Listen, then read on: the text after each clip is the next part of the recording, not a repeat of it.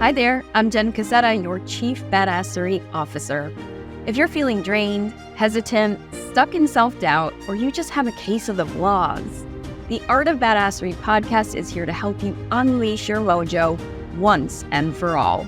We'll provide you with tips, techniques, and real-life examples of how you can kick ass in all areas of your life. You'll learn how to flex your mental muscles, rise above fears, and turn setbacks into superpowers. So let's enter the dojo and let's get to work.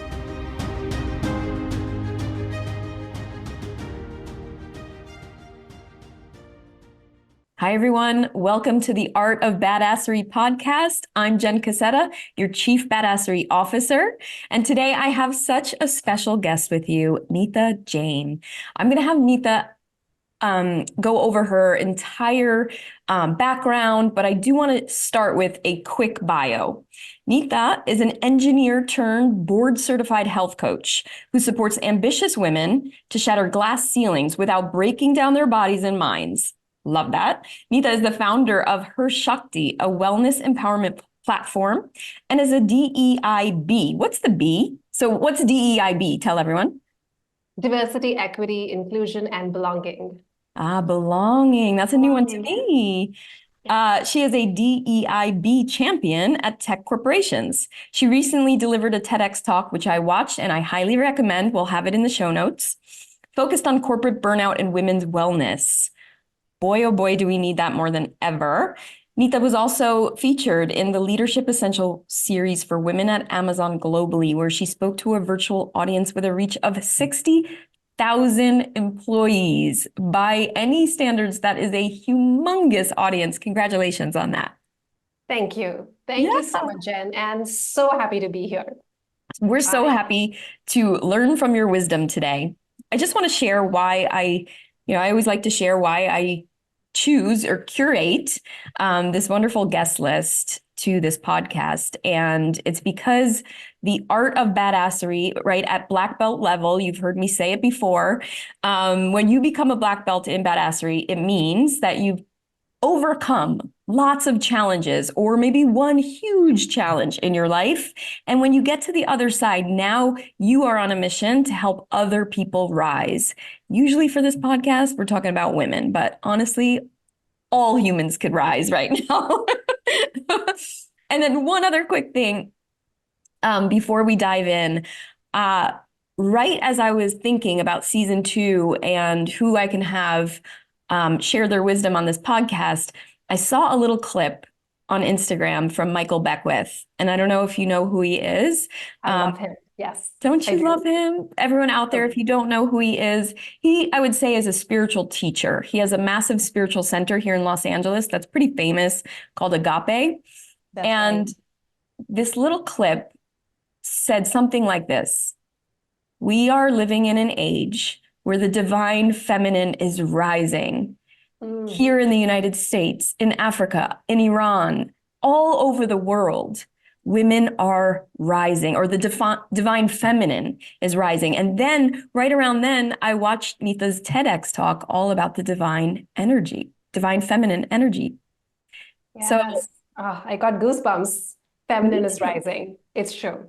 Me too. I can feel it. I see it. It's collective. It is happening in all parts of the world. And it's happening, interestingly, like, as protests in different parts of the world, and even in corporations so I can't wait to dive deeper into that. Well, thank you for that beautiful quote. The divine feminine is rising, people. So let's rise together. With that, I'm going to pass it over to you. And I would love to hear you share just your background, a little bit from that TEDx talk that I loved so much. Oh, well, thank you again for having me. I'm a huge fan of the Art of Badassery movement. And so I was so excited to get that invitation. I was like, anything to be associated with that movement. I love that you call it a movement. Sorry. Yes, it is. Oh my goodness. The podcast, the book, and all of you, right? So yes, where do I begin? So I grew up in India. I grew up in India and I always dreamed of America. I had the American dream. And at the time, like I said in my TEDx talk, I had three goals. Get a job in big tech, meet a decent guy and get married, and buy a home and live the American dream. At the time, I wanted to work at Microsoft. And along my immigrant journey, I kept checking these boxes. Yeah. And I did Which are make it big boxes, by the way. big boxes, right? I mean, I don't know if they're good boxes, but they were my boxes. That's what the expectations were of you. And I kept checking them on, and I made it to Amazon, and I became a new mom. And like in the TEDx talk, I do the beatboxing. I was in the maternity room, pumping breast milk on conference calls, breaking down and crying, smelling my son's onesie. And I looked down and I noticed that I had produced more tears than breast milk. Oh. And that's when I knew. I felt really disconnected from my body. I knew something was very off, that I had checked all these boxes. I had been that good girl. I had checked all the boxes, done what everybody had told me to. Yeah. And I was still miserable. I felt completely misaligned with my purpose. And I faced this existential crisis. Like, what am I on this planet for? And I didn't have an answer. And that bothered me. What was the answer? I didn't have the answer. Oh, you didn't? I didn't. Right. And I was like, surely there has to be a purpose why I've been put on this planet at this time. Right. I searched online for I learned this term called as ikigai. Have you heard of the term ikigai? It's the Japanese. Yes. It's a Japanese term. Yes, the reason for living. And it's this beautiful Venn diagram with 4 circles. One says, what do you love? What are you good at? What can pay you money? Yeah. And the 4th one, what does the world need from you? Oh, I love that. Ikigai. Ikigai. So it's a Venn diagram, and the intersection of the 4 bubbles is where you're like, if you love something, you're good at it, if the world needs it, and you get money from it, that's when you experience the state of flow, where like in the Vedic from India, you call it the state of Kriya, where you actually see effortless flow. And I was feeling anything but that. I was feeling a lot of friction and burnout. And so that's my story. And I burnt out, and I took the very spontaneous and unlikely decision to quit my job. And as an immigrant, that's hard because you're on this temporary work visa, and you have to leave the country, I have a baby.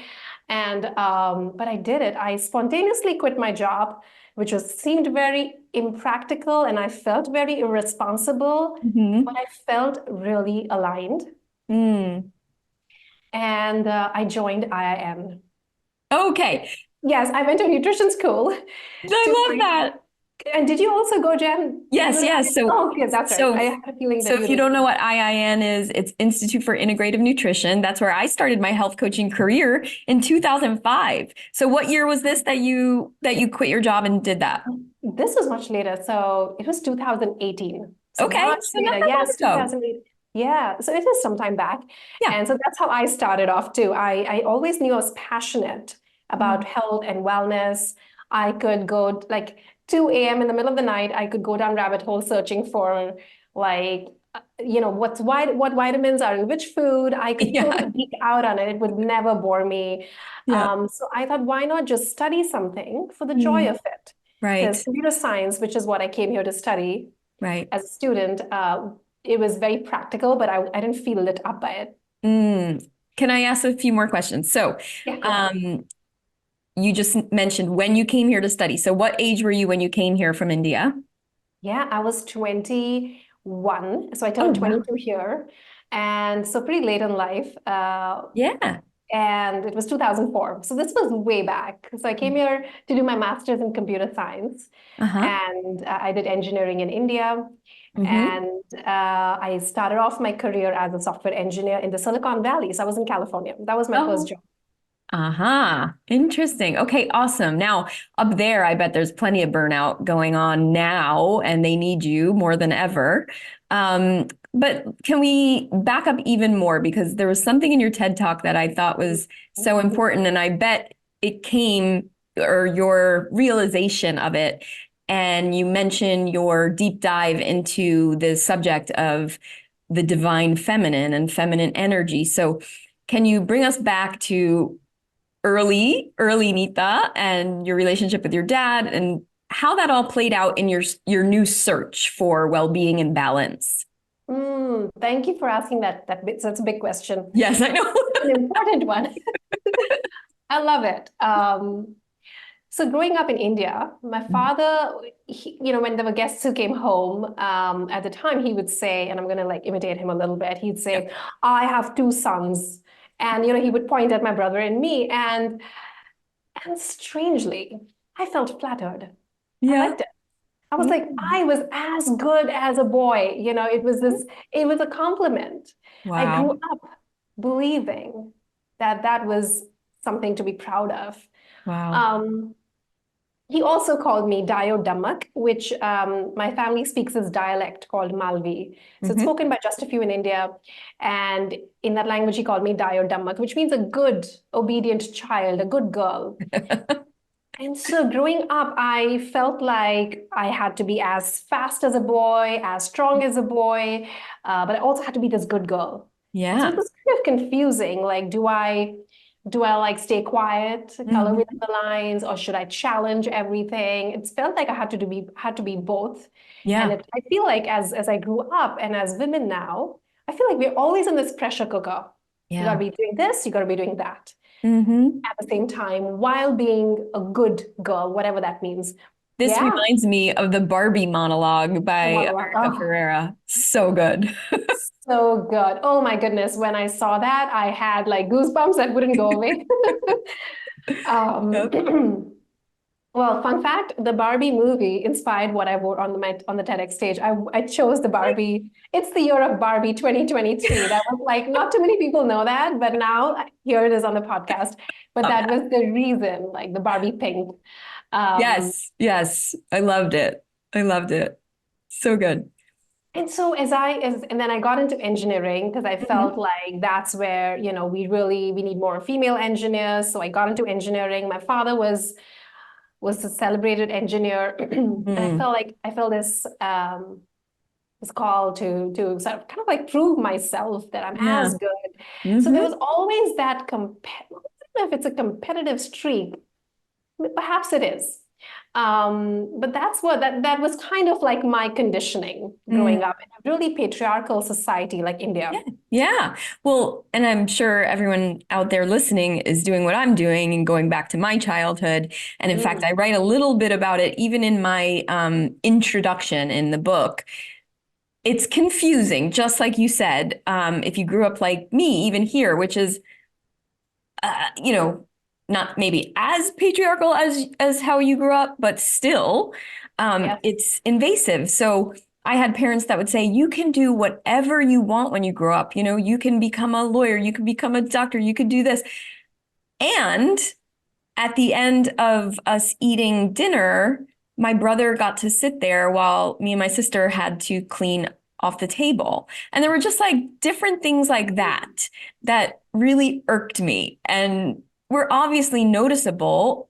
And I think if not careful, we carry that with us throughout our lives, and we carry it in this way. It's like an unconscious message that as a woman, your needs, wants, and desires are not as important as a man's.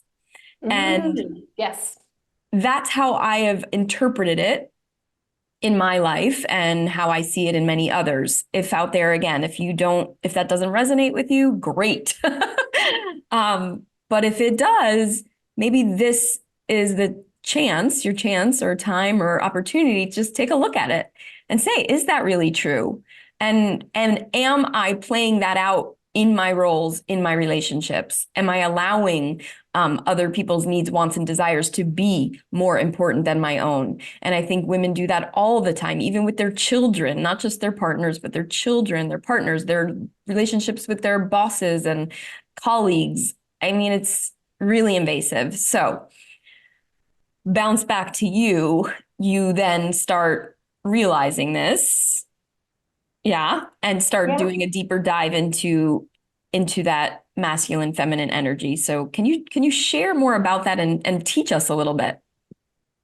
Yeah, and thank you for that example from your childhood. It's interesting that you share that because as an immigrant, I always looked at America as being not patriarchal at all. And when I arrived here, it was there, but it was differently presented, but it's very much there. Yes. And when I was in corporations and when I was studying as in the computer science program, I kept feeling this need to be more like a boy, like to fit into the bro-grammar culture. And I talk Oh about my God, is that a word, bro-grammar? Bro-grammar, yes, like wearing the hoodie, like being really good at video games. Now, I was a software By the engineer. way, sorry. I know most people are just listening, but today for this, you just said dress like a hoodie, dress like a boy. Sometimes I do, but today I put on my very feminine floral shirt just for this podcast. So So sweet. just want to point that out. Go ahead. Well, thank you for doing that, dressing up. But yeah, so I encountered that along the journey, right? Like whether it was India or America, whether it was being in a classroom in engineering or being in a tech corporation, I've always found something coming up. And so I went to IIN, and because I was burnt out, I was disconnected with my body, Right. and I wanted answers. I wanted to be healthy, you know, the buzzword healthy. And I say that, you know, I drank enough green juice, did a lot of Pilates, and I still felt like crap. Yeah. And so I say that, you know, I went to IIN, I felt like, you know, they talk about primary foods and secondary foods, and that was very insightful. But what I learned is that I was doing really well in nutrition and I was very good at fitness, but I just wouldn't sleep and rest. I was on this go, go, go, go. I just wouldn't stop. Right. You know, and this is a common limiting belief that, you know, the hours you work and how busy you are define your worth. Yeah. And, you know, you work to your bone. And I felt like I just wouldn't stop. Yeah. And along the way, as I was going down different rabbit holes, I found the answers in the ancient Eastern philosophies. So yin and yang from China and Shiva and Shakti in India. And they all refer to these two specific energies that exist in each one of us and also in our communities, in the society, and how the planet has been built. Wow. And that's masculine and feminine. And in a very simplistic term, so masculine would be Shiva in the Indian philosophy, and it would be Yang in the Chinese philosophy. And feminine would be Shakti and Yin in the Chinese philosophy. And what it means is feminine means the state of being, and masculine is a state of doing. Doing. Oh, wow. All this doing, and you're analytical, you're rational, you're logical, you're results oriented, you're really in the mind. And feminine refers to the state of being, the state of surrender. It's interesting. I read this somewhere that even cities, so like if you're like, I live in the suburbs now in New Jersey, there are lots of trees and animals. And so they say this is the yin part. But when you go into the city, you go into Manhattan, that's like, you know, everybody's racing. Doing. Yeah. And what I found that the answer was really in finding the unique balance between these two energies. Yeah. And this balance is different for each one of us. So in my past, I was so much in my masculine, I just wouldn't rest. I wouldn't surrender. I wouldn't trust. That's the wounded feminine, where it's hard to trust, it's hard to let go, you're kind of controlling. And this has nothing to do with the gender. So we can be anywhere on the gender spectrum. Right. And we have both the energies, and we need to reclaim, depending on what's the right mix for us, we need to reclaim like feminine and masculine. So as a woman, we are expected to only be feminine. And I tried that. I went to the other end of the spectrum. I said, no more masculine, only feminine. Yeah. I'm just gonna focus on like being intuitive, just wait for but I wouldn't do much. So you need to be both, right? Like it's like we need to be building those big, you know, vision boards and introspecting and going within, but we also need to come out and take action. And it's that balance. Oh my God, I love that. And I just taught my digital vision board workshop. I do it once a year. And that's exactly the thing, right? I say there's 3 steps to manifestation, manifesting anything really, but your dream life is one, being really clear. So, being calm, giving yourself that time to think, feel, see, hear what your goals and dreams and desires are, because most of us don't even know what that is. Step 2 is create a visual representation of that so we can use a vision board or something like that. But step 3 is probably the most important, and that is getting into action, right? Even if it's baby steps in the direction of your dreams. So I love that Love you it. Love that so much, you Jen. figured that out with that other philosophy, right? I mean, there's like, God, there's so much wisdom. Oh, thank you. Can I share a fun fact? I don't know if I shared Yeah, this with you. Maybe I yeah, did. yes. So my 2023 vision board Mm. had a picture of you doing TEDx. You were on my vision board. So I do it on paper and pen. And oh, I didn't. I thought I shared on Instagram, but I put it. And it's interesting because when my TEDx went live, Uh-huh. it was Facebook that reminded me, because my Facebook and Instagram is linked, Yeah. that, oh, same time last year you shared Jen's, because yours went live then. So I had Yeah. reshared it to my audience at the time. Oh, And funnily, mine was out. And that's when I was like, wait a wow. second. That was on my vision. You were on my vision board. Oh my God, I didn't know that. That's so cool. That's a fun fact. It's Thank true. you. I'll maybe Wow, I'm share honored. I will share the picture of the vision board. I keep all of Yeah. them. Yeah, I love Um, that. but yeah, so along this journey of like feminine, masculine, I realized that if you're too much in your masculine, you get Yeah. kind of burnt out doing. Yeah. And if Yeah. you're too much in your feminine, you kind of feel stuck. Mm-hmm. And I felt Mm-hmm. this sense of inertia when I was too much Mm-hmm. in my feminine. I needed a little bit of both. And I felt very empowered to actually reclaim my masculine too, because that's a Mm. huge part of my being. And I felt very confused in my childhood, Yeah. reclaiming the masculine. Mm-hmm. And so there was always this tug of war, and I feel so empowered to reclaim both the energies in myself. Wow, I love, love, love that. So for people listening, what are some things that they can think about? How can we tell? What are some signs that we are maybe unbalanced, that we're leading with one of those energies, maybe a little too much? Or is there such thing as too much? I don't know. Yeah. So in general, Mm-hmm. the world is too masculine right now. So Mm. yeah, I was in my masculine too much. If you look at our corporations, the hustle culture, Yeah, work to the bones right. culture, in general, we are definitely more in the masculine. And there's some good research around feminine leadership that when we lead, and this is for men, women, and however you identify on the gender spectrum, that Mm-hmm. you can be empathetic, you can be vulnerable, Right, and you're empowered to do that. And right. so that's the feminine leadership, which a man can also embody and Yeah, adopt. yeah, And so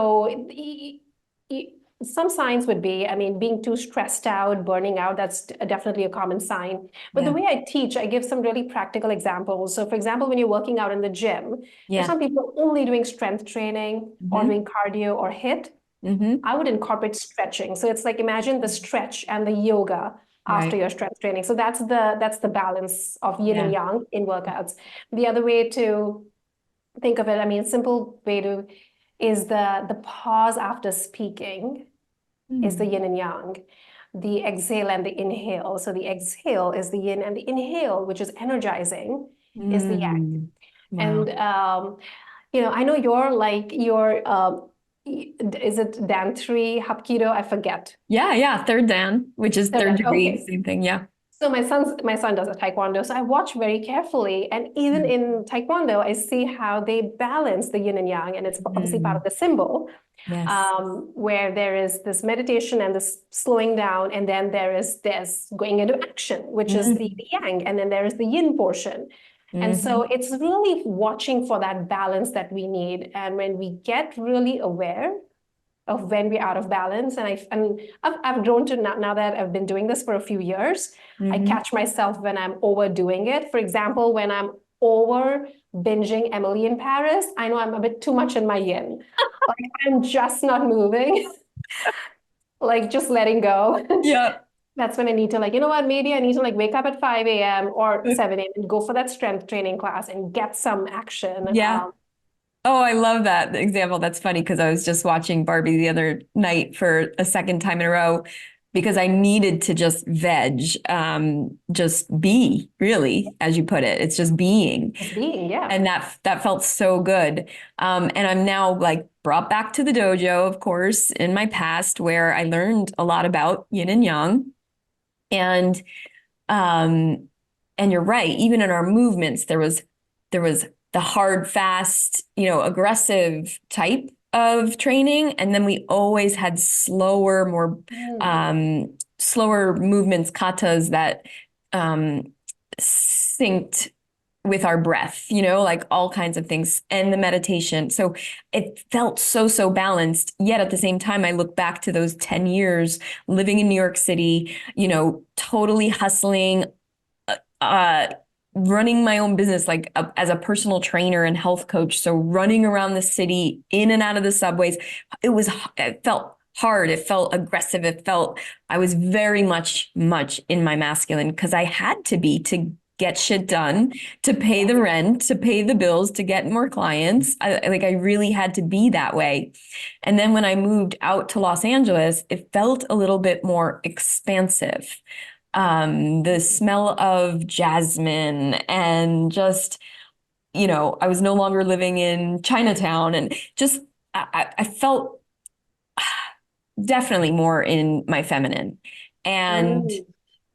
it's interesting now to think of it in those terms, but even my whole personality, I think, has softened a bit. Not all the way, but a bit. And that also might be, getting older and hopefully wiser, right? Yeah, that's beautiful. Yeah, absolutely. The expansion and contraction felt so, that's exactly right. Like yin is expansive and yang Yeah, is contraction. And right. in foods also, we see that, especially I had sugar addiction cycles.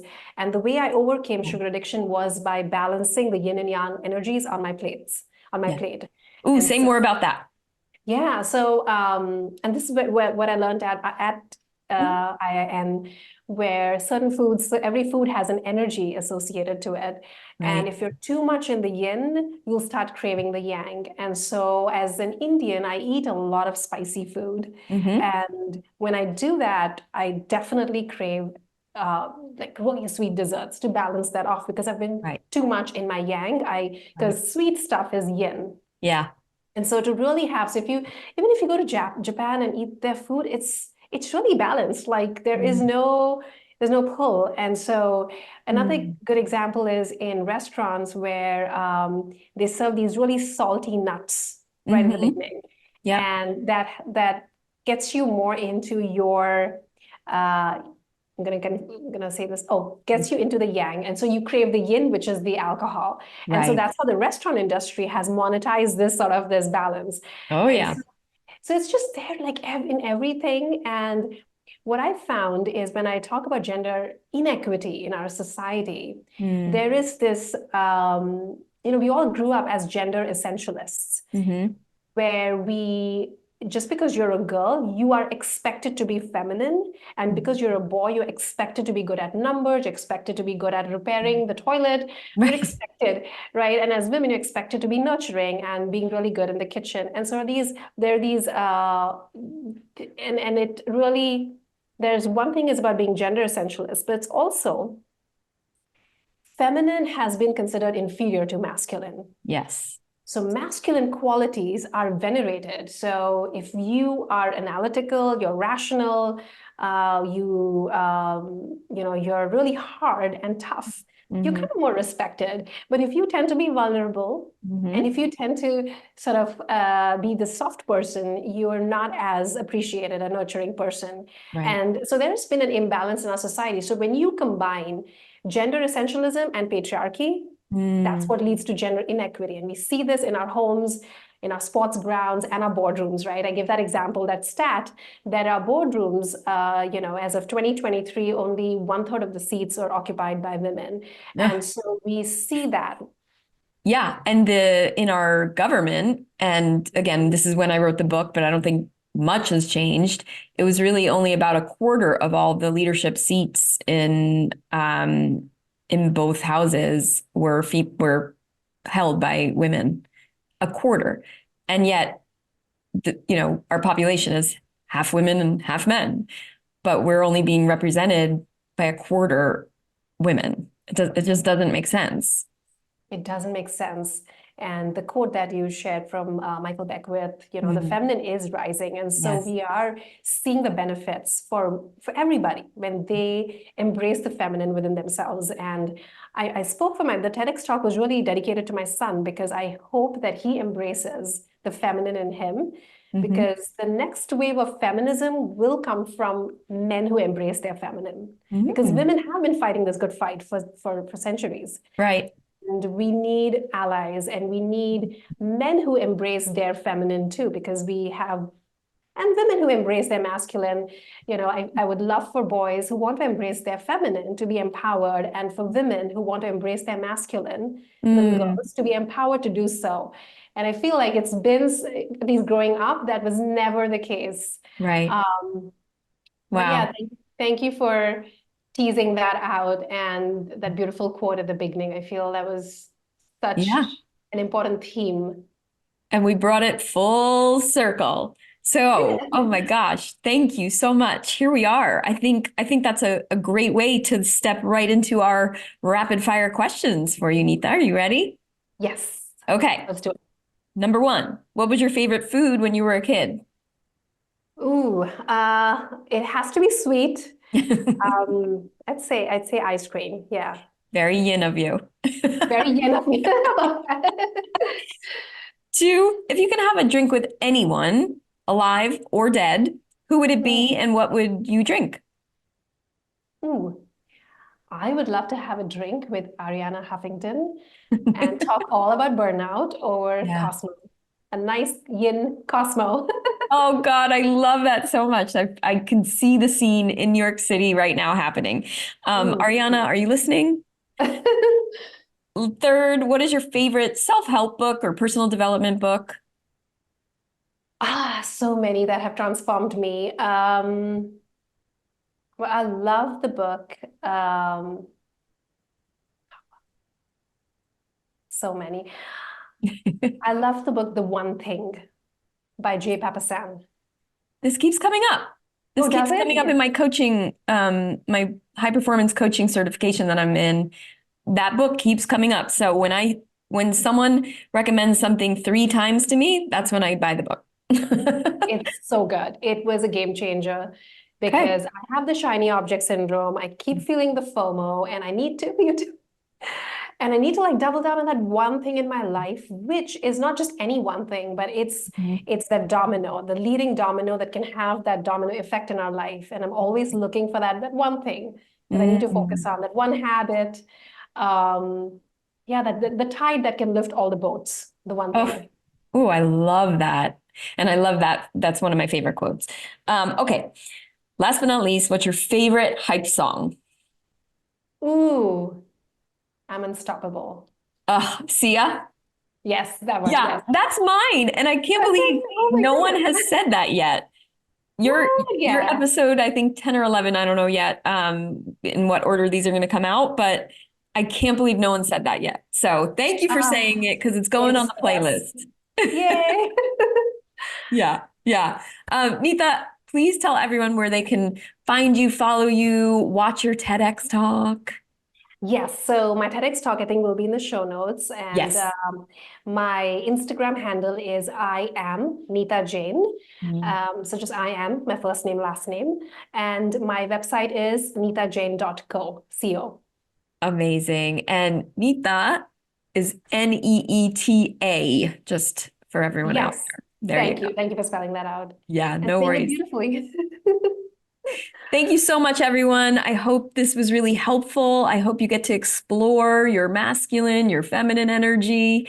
One last message for everyone out there, maybe for men listening. Well, Mm. because I was going to ask you then when you were talking about it, but anything that you want to just say to men that might be listening to this podcast? I don't know if there are any. Maybe. Yeah. Oh, such a good question. Thank you. I would invite men to be curious and Mm, open their minds. yeah. Oftentimes, when I say the word feminist, a lot of men are like, it's like equated to terrorist. Oh, I'm a Yeah. feminist. Oh, it's like as bad. It's like it's, and so I'd have them be curious about feminine and masculine energies and exploring it among themselves because unfortunately, men experience so much stigma. Mm, And I feel for them because yeah. they feel like they can't be vulnerable and they Right. can't show their empathy as leaders. And we, especially in our times, we need leaders in our government and our companies to embody feminine leadership. And so Oh, curious and I love open. this so much. So I invite all the gents out there, but everyone really, the invitation to explore. Thank you all so much, Neeta. Thank you for being such a wonderful guest and sharing your wisdom with us. Everyone out there, thank you for listening. Subscribe, leave us a message, go to Instagram, and let us know what you thought of this episode. And as always, stay safe and enjoy. Thank you, Jen.